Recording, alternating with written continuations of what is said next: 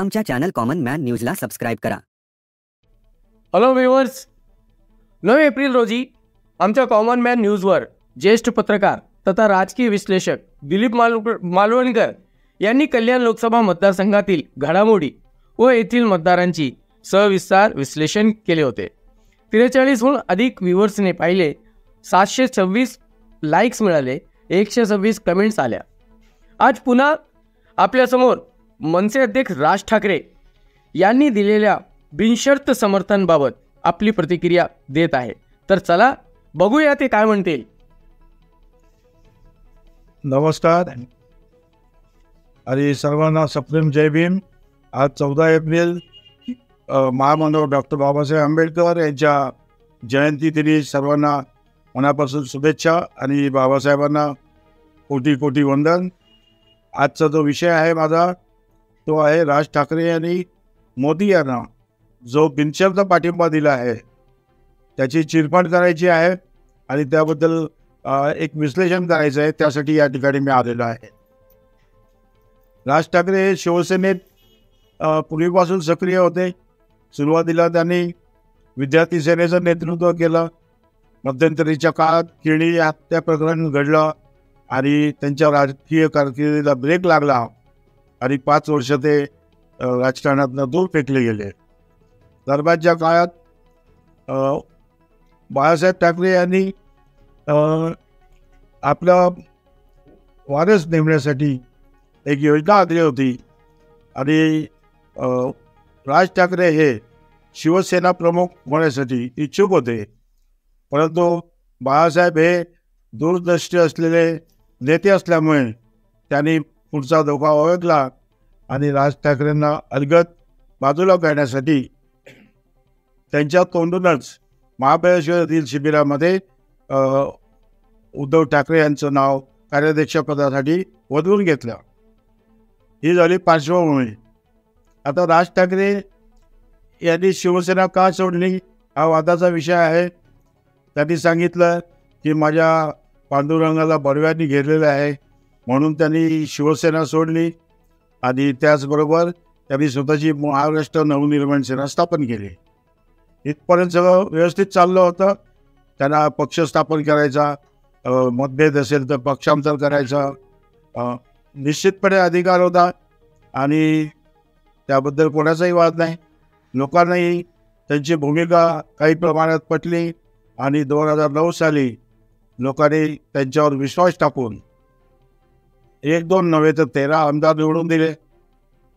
परंतु पक्षाचं नेतृत्व आणि नियोजन करण्यात ते कमी पडले आणि त्यांनी वेळोवेळी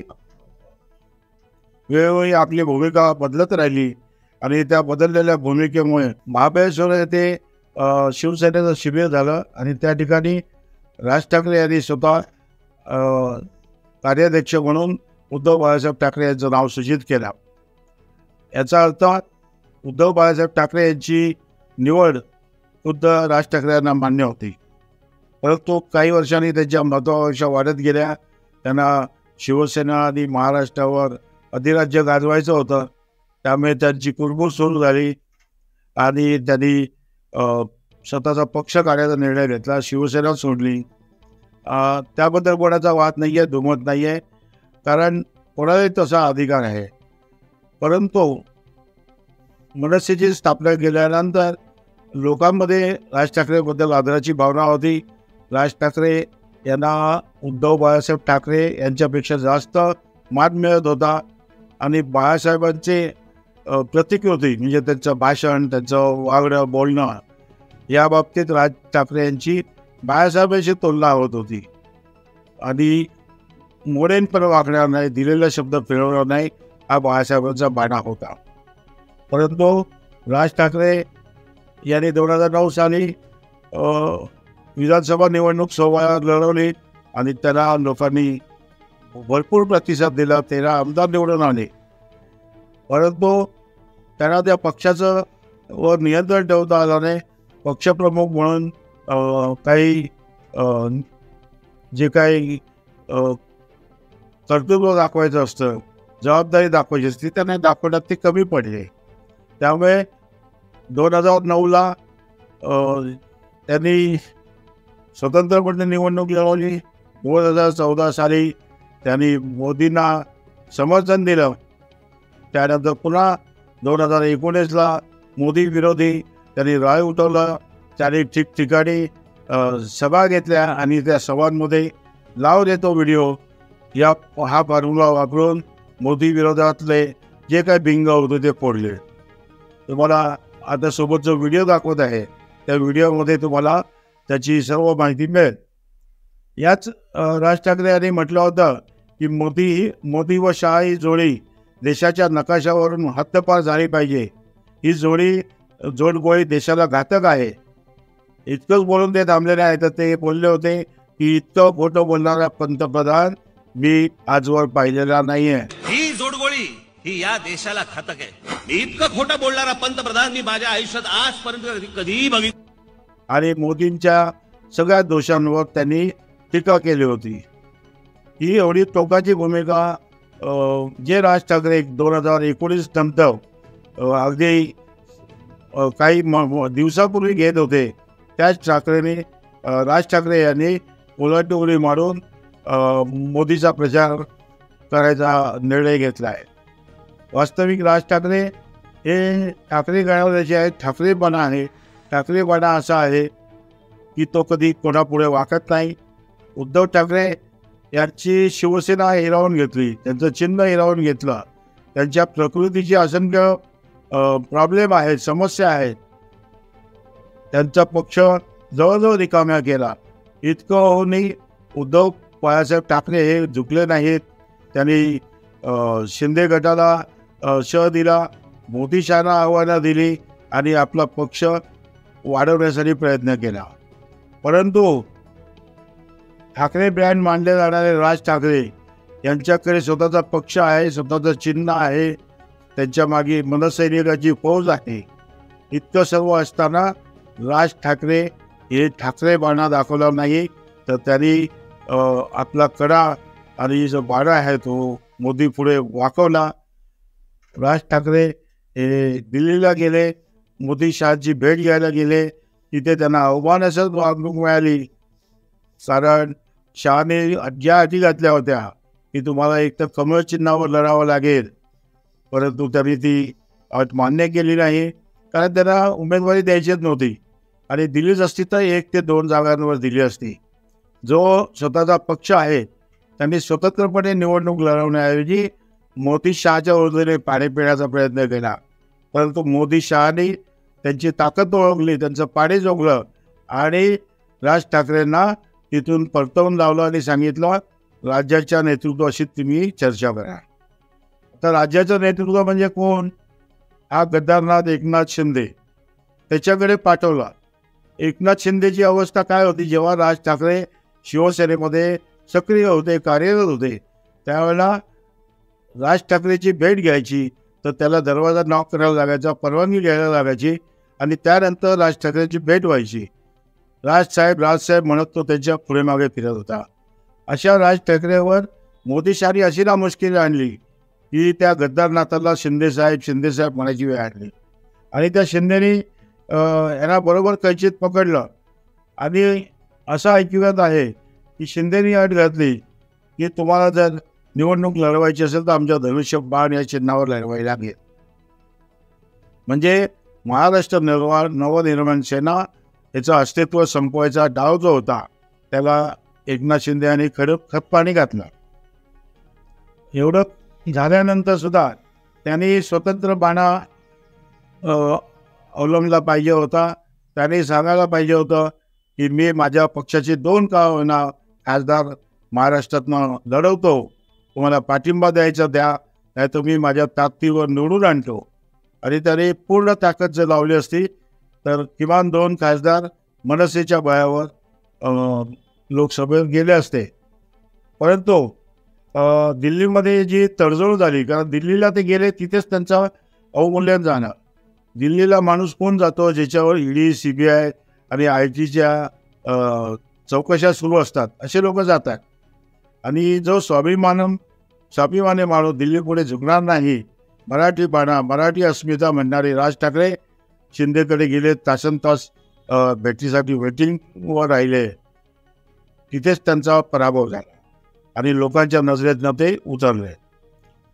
यानंतर त्यांनी 5-6 दिवस जाऊ दिले आणि पाडव्याच्या दिवशी शिवतीर्थावर घोषणा केली की मी मोदी यांना पाठिंबा देतो आहे आणि मोदी बरोबर जे काही पक्ष आहेत, गद्दाराची शिवसेना आणि राष्ट्रवादी अजितदादाची, यांना मी पाठिंबा देतो आहे, पण माझा पाठिंबा फक्त मोदींना आहे. आता राज ठाकरे यांना मोदीबद्दल काय साक्षात्कार झाला? जे मोदींना शिव्या देत होते की ही जोडी देशाच्या नकाशावर हस्तपार झाली पाहिजे, ही जोडगोळी देशाला घातक आहे आणि इतकं खोटं बोलणारा पंतप्रधान आम्ही पाहिला नाही. तर हे सगळं गेलं कुठे? त्यांनी जे लावरे ते व्हिडिओ दाखवले होते गेल्या सभेत, ते अजूनही गुगलवर आहेत, लोक पाहतात. म्हणजे त्यावेळीची भूमिका आणि आत्ताची भूमिका याच्यात जमीन आसमानाचा फरक झालेला आहे. आणि हा फरक करायला का भाग पडलं राज ठाकरेंना हे सर्वांना माहिती आहे. त्यांनी म्हटलं की मी मोदींना पाठिंबा देतोय, पण स्वतः निवडणूक लढवत नाही. स्वतःचा पक्ष आहे, चिन्ह आहे, कार्यकर्ते आहेत. तर त्यांनी निवडणूक लढून पक्षाला नवसंजीवनी द्यायला पाहिजे होती. राज ठाकरे यांच्यावर विश्वास ठेवून जे लोक गेली 18 वर्ष तन-मन धनाने राज ठाकरेंच्या पाठीशी उभे आहे, ते नवीन नेतृत्व निर्माण होईल, आपल्याला लोकसभेची संधी मिळेल, विधानसभेची संधी मिळेल, या आशेने त्यांच्या पाठीशी आहेत. त्यांच्या पाठीत राज ठाकरे यांनी खंजीर खुपसला आहे.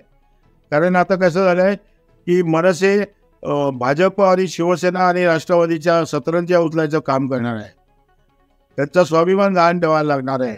लोक त्यांना प्रश्न विचारत आहेत की ज्या राज ठाकरेंनी मोदीला शिव्या घातल्या, मोदीला अगदी खोटं बोलणारा पंतप्रधान म्हटलं, त्यांनी कुठलीही आश्वासनं पूर्ण केली नाही, त्या मोदीला तुम्ही प्रचार करता आणि कुठल्या तोंडाने तुम्ही प्रचार करता? या प्रश्नाला मनसैनिकचे जे सैनिक आहेत त्यांना सामोरं जावं लागणार आहे. आणि ही नामुष्की ओळखून मनसेचे अनेक पदाधिकारी आणि सैनिक राजीनामा देत आहे. राजीनामाचं सत्र सुरू झालेलं आहे. म्हणजे राज ठाकरे यांनी स्वतःसाठी दुटप्पी भूमिका घेऊन, मोदी धार्जिणी भूमिका घेऊन स्वतःच्या पक्षाच्या पायावर दगड धोंडा पाडून घेतलेला आहे. कारण भविष्यात ते म्हणतात की आम्ही विधानसभेची तयारी करा.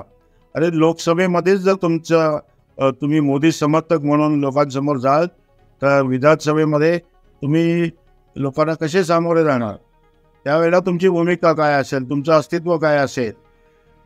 कारण लोक विचारतील की मोदी समर्थक आहात, मग आता तुम्ही स्वतंत्र लढवतात. आणि मोदींनी काय केलं? आता कालच्याच पेपरमध्ये त्याने दिलं आहे की मोदींनी राम मंदिर बांधलं.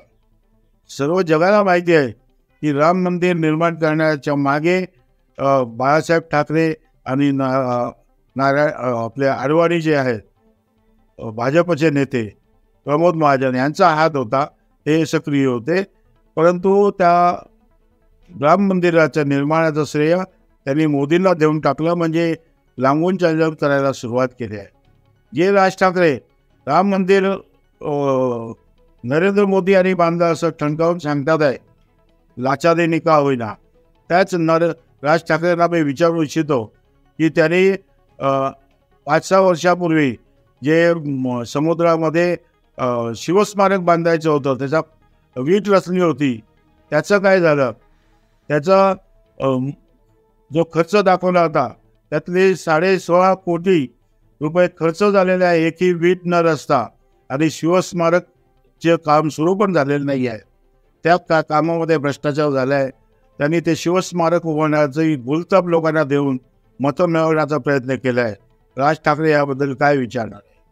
राज ठाकरे यांनी जे गुजरातमध्ये उद्योग नेले मोदींनी, त्याचं काय समर्थन करणार आहे?